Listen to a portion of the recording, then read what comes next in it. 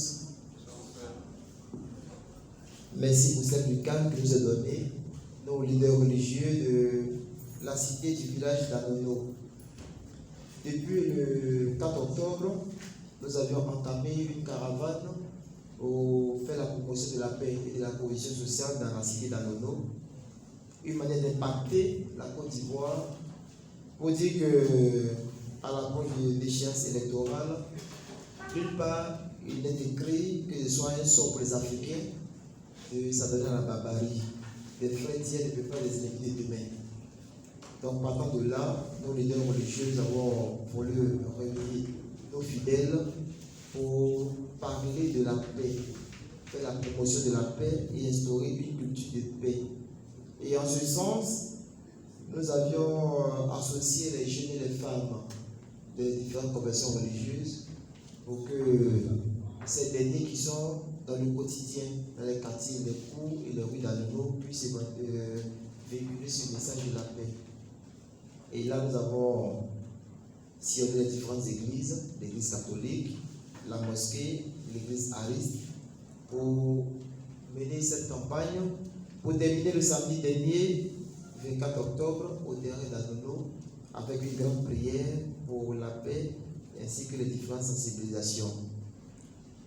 Aujourd'hui, nous sommes là pour parler un peu des effets de cette campagne qui a beaucoup porté, qui a permis ce grand brassage-là, permis aux uns aux autres de se retrouver. Il faut dire que cette initiative est partie de cette pensée de Gandhi, que tout le monde connaît très bien, qui a dit ceci: si tu veux la paix dans le monde, il faut la paix dans ton pays. Si tu veux la paix dans ton pays, il faut la paix dans ta région. Si tu veux la paix dans ta région, il faut la paix dans ta ville. Si tu veux la paix dans ta ville, il faut la paix dans ta rue. Si tu veux la paix dans ta rue, il faut la paix dans ta maison. Si tu veux la paix dans ta maison, il faut la paix dans ton cœur. Donc, la paix que chacun est appelé à cultiver.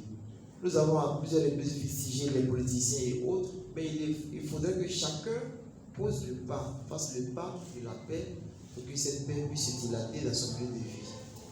Voilà un peu le mobile de l'organisation d'Anono, ce qui a motivé en fait cette cohésion, cette promotion de la paix et de la fraternité dans notre cité. Parce que nous avons compris que la politique politicienne telle qu'elle est vécue en Afrique, le bas de la Côte d'Ivoire, est un jeu des personnes de mauvaise foi.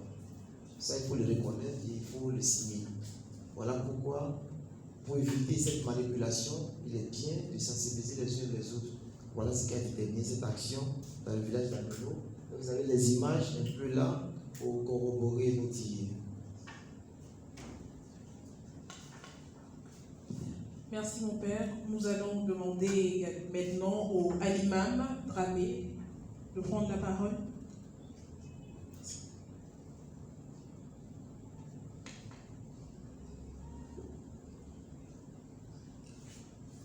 D'abord, permettez-moi de rendre grâce au Seigneur qui nous a permis de nous réunir ici pour parler de paix, de travailler dans la consolidation de la paix en Côte d'Ivoire. Anono, vous savez, géographiquement, était très stratégique dans les différentes crises post-électorales de 2010. Et dans ces moments difficiles comme ça, il fallait vraiment prendre des initiatives pour protéger les populations. Et la solution idoine est venue comme une inspiration aux guides religieux qui se sont donné la main. Et avant tout propos, je voulais saluer ici le père Norbert Abékan, qui a été l'initiateur d'abord principal de ce projet, de cette campagne de sensibilisation, d'exhortation à la paix depuis en 2010. Il a semé la graine et Dieu merci, Dieu nous a donné des personnes qui l'ont arrosé, qui l'ont entretenu et aujourd'hui ça a porté des fleurs. Nous lui disons merci et nous disons merci beaucoup à l'église Aris et spécialement au père Jules César Dogoua, qui s'est impliqué personnellement au début jusqu'à la fin. Je veux qu'on sache quelque chose ensemble. Ce que nous sommes en train de faire, à mon sens, c'est un cadre que Dieu nous offre pour pouvoir exercer une partie de notre mission collective, à savoir préserver la paix et la cohésion sociale. Et il faut saluer le courage des initiateurs, il faut saluer le CERAP pour cela. Parce que comme on a écouté les intervenants avant nous, la politique aujourd'hui est devenue comme une épée de Damoclès sur la tête des gens. Les religieux ne peuvent plus en parler. Quand tu parles de paix, tu parles de cohésion sociale, on va te taxer de faire la politique. Donc vraiment, c'est un courage qu'il faut saluer. Et merci beaucoup à l'Église catholique. Et pourquoi cette initiative devait être prise? Parce que nous, religieux, nous sommes conscients que la mission de l'homme religieux, parallèlement à la messe qu'il célèbre les vendredis et les dimanches et les prières du vendredi, il y a une mission de veiller au bien-être des populations. Et ce bien-être, on le sait, tout est conditionné par la paix. S'il n'y a pas de paix, il n'y a pas de bien-être social. Et si la paix est menacée, c'est la vie dans tous ces aspects qui est menacée. Maintenant, les solutions sont proposées, tant au niveau national, au niveau continental, des solutions politiques, je dirais diplomatiques. Il y a des gens même dans l'ombre qui proposent des solutions militaires. Mais la meilleure solution est la solution spirituelle. Pour quelques raisons que je vais citer. La première est que nous sommes tous convaincus en tant que guides ou fidèles que le spirituel commande toutes les autres choses dans la vie. Et quand il y a des situations comme ça, la solution, il faut se remettre à Dieu. C'est Dieu qui peut nous donner la solution, celui qui peut préserver la Côte d'Ivoire. Voilà pourquoi le sens de la prière œcuménique à Nono, nous avons accentué et nous avons fait des exhortations dans ce sens. Parce que nous savons tous que c'est le spirituel qui commande toutes choses dans le monde. Deuxième chose, il faut savoir que le guide religieux, au-delà des capacités de réflexion, d'analyse et de proposition de solutions, lui, il a une autre force qui est la force de la religion, la force de la parole de Dieu, de la prière. Donc, il a une lampe de plus qui lui permet d'analyser les choses plus amplement, plus profondément que l'intelligence simple, pure et simple. Aujourd'hui, l'intelligence c'est bien, mais au-delà de là, il faut regarder les choses à la lumière de la parole de Dieu. Et c'est ce qu'ils font les guides religieux. Donc, ils devaient s'inviter dans ces moments pour pouvoir donner leur voix. Troisième élément, sachant que nous sommes les seuls en tant que guides religieux qui n'avons pas besoin de faire recours à la presse ou bien faire de la communication pour pouvoir appeler les gens. Chaque semaine, nous avons les peuples dans leur diversité devant nous. Et le moment qu'ils sont à l'église ou à la mosquée, c'est un moment propice. Le cœur est disposé, l'oreille est disposée à écouter la parole. C'est en cela que nous pouvons apaiser le cœur, nous pouvons prôner le monde pacifique. Et le message, ça passe. Quatrième élément, pourquoi il était important de s'inviter et se donner la main?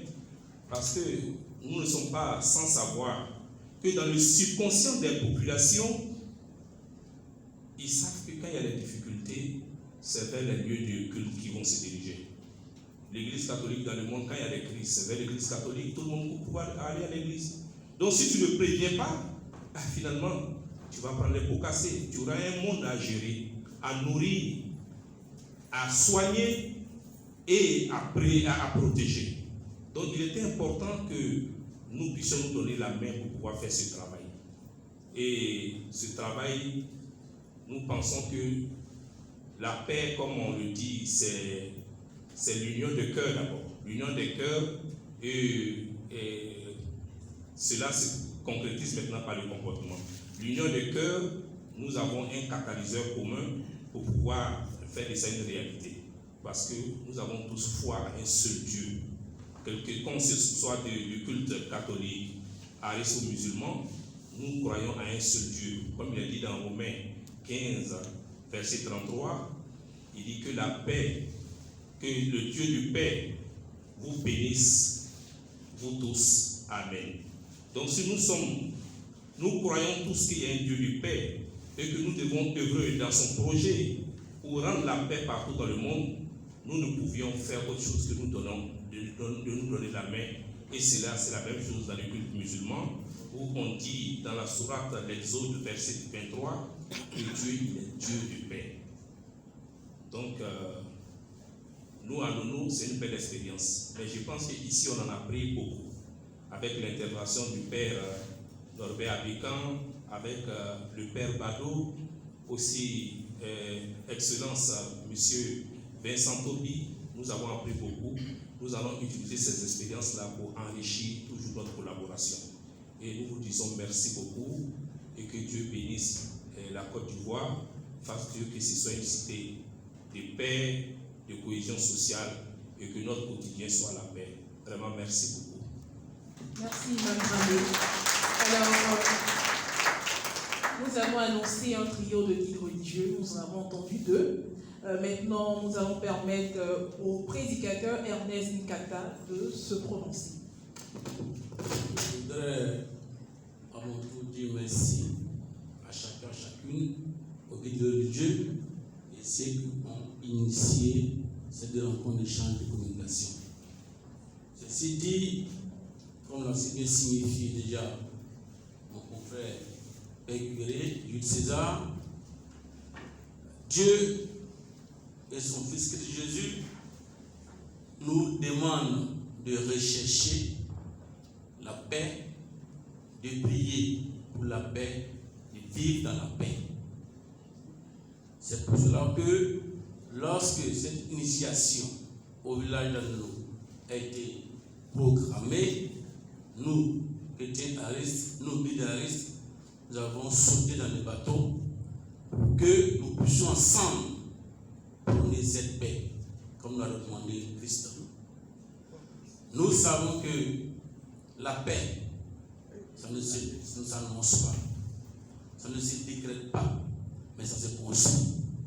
Ça se construit avec des actes avec des valeurs, des vertus, de tolérance, de vivre ensemble, de pardon et d'amour. C'est pour cela que depuis le 4 de ce mois, nous, guides religieux, avons sillonné les mosquées, les temples, les églises, par de paix. Et l'apothéose a été le samedi dernier au Téné d'Anono, où le gouverneur a été représenté. Nous avons dit que Anono est un village stratégique où chaque parti veut s'accaparer. Que vous êtes libre de faire votre politique, mais vous n'êtes pas libre de tuer qui que ce soit. Nous avons donc interpellé les jeunes, nous avons donc interpellé nos mamans, les femmes, nous avons interpellé ceux qui sont censés organiser les élections. S'il n'y a pas de vérité parmi vous, s'il n'y a pas de sincérité parmi vous, la Côte d'Ivoire va aller de mal en pire. Pour tout cela, je dis simplement que nous sommes obligés de vivre dans la paix et pour la paix, pour que notre Côte d'Ivoire aille de l'avant. C'est notre bien commun. Qu'elle ce bien commun meilleur nous laisser à nos jeunes frères, à nos enfants demain. C'est à ça que nous pensons. C'est pour cela que je voudrais dire merci aux initiateurs de cette communication, nous associés, que ce qu'Anono a vécu, nous puissions communiquer, que ça fasse tache d'huile à toute la Côte d'Ivoire, afin qu'on s'unisse, malgré nos différences religieuses et ethniques, parler de paix et de cohésion sociale, et surtout des raisons. Il n'y a pas de raisons, nous ne pouvons aller. Je vous remercie.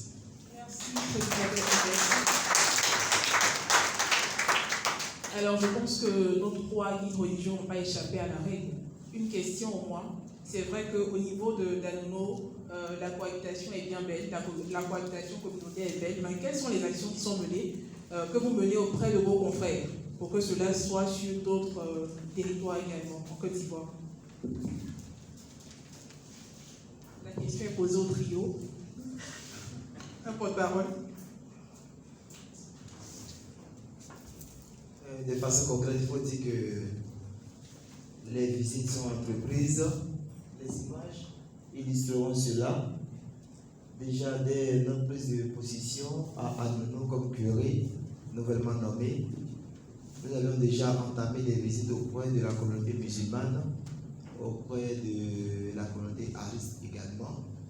Avions pris part à la nuit du destin, voilà, la veillée avec les musulmans, temps de prière, pour dire que nous sommes, nous constituons une famille à Anono. Ce qui a été vécu récemment n'est que, je pourrais dire, la cerise sur le gâteau, parce que depuis longtemps, ce rapprochement a été déjà tissé entre les différentes confessions. Et je me plais à dire que si tout nous divise, que la religion nous rapproche. Et c'est ce que nous inculquons à nos fidèles. Donc il faut dire que de façon pratique, il y a eu cette tournée entre communautés. Voilà. Donc les autres pourront aussi renchérir. Voilà ce que peut... D'accord. La question était de savoir quelles sont les actions que vous menez auprès de vos confrères d'autres circonscriptions pour cette cohabitation communautaire, pas seulement au sein à Anono, mais ailleurs. Est-ce que voilà, d'autres paroisses, d'autres circonscriptions, peut-être ecclésiastiques, voilà, sur d'autres territoires de la Côte d'Ivoire, est-ce que des actions sont menées? Parce que déjà Anono, c'est un acquis. Donc pour l'heure, il faut dire que les choses ont été menées à Anono et les médias ont été des canaux pour que les uns et les autres s'enquérissent un peu de ce qui est passé à Anono, pour que cela puisse servir d'exemple aussi dans leur localité. Mais nous sommes prêts et disposés à également, éventuellement, aller aussi intervenir et aider les uns et les autres dans leur circonscription pour aider, pour que les choses puissent aussi avancer en ce sens. Mais pour l'heure, les médias ont été les relais pour les autres pour que cela serve d'exemple. Merci, mon père. Vous avez des additifs? Il faut aussi dire que cette réunion des guides religieux à Nono a commencé bien avant que nous-mêmes nous soyons là. Je me rappelle qu'en 2010-2011, lors de la crise post-électorale également, Père Feu Anno avait déjà réuni les guides religieux d'Anono et il y a eu encore une prière communique en ce sens-là. Donc nous sommes toujours dans la cohésion, nous entretenons, nous échangeons et nous souhaitons vraiment que vous, les médias, pouvez faire les relais, c'est ce qu'il faut, mais non diffuser la haine, comme l'a dit mon prédécesseur. Je vous remercie. Merci, prédicateur Ernest Nkata. Alors, d'accord, Imam Madrami. Je voulais ajouter un élément, à savoir les différentes exhortations qui ont eu lieu à l'église catholique comme à l'église Aris pour la jeunesse, qui sont en général les bras séculiers des crises, des conflits. Nous sommes allés avec un grand nombre de jeunes musulmans. J'avoue que ça leur fait beaucoup de bien. Parce que comme ça, dans les causeries, parfois on attend des choses pour dire « Ah, vraiment, quand nous sommes allés à l'église catholique, on a été bien accueillis, on ne savait pas que c'était comme ça. » On a fraternisé réellement. Et comme ça, étant loin une communauté de l'autre, ça fait qu'il y a la méfiance qui se crée. Il y a la suspicion qui se développe. Mais toutes ces choses-là ont été dissipées. Et désormais, quand certains parlent du curé à Nono, ils disent notre curé. Donc ça veut dire que s'ils reconnaissent que c'est notre curé ou notre prédicateur, ça veut dire que tout fidèle de l'église catholique ou Aris est désormais un frère. Donc il n'y a pas de problème.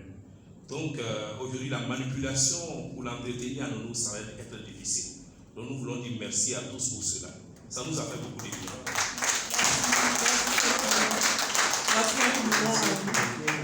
Un additif. Ces jeunes et femmes de différentes communautés religieuses qui ont été associées à l'activité, nous avons créé ce comité-là qui au quotidien va veiller à ce que cette fraternité, cette cohésion puisse vivre dans les quartiers, dans les cours, dans les rues de Anono.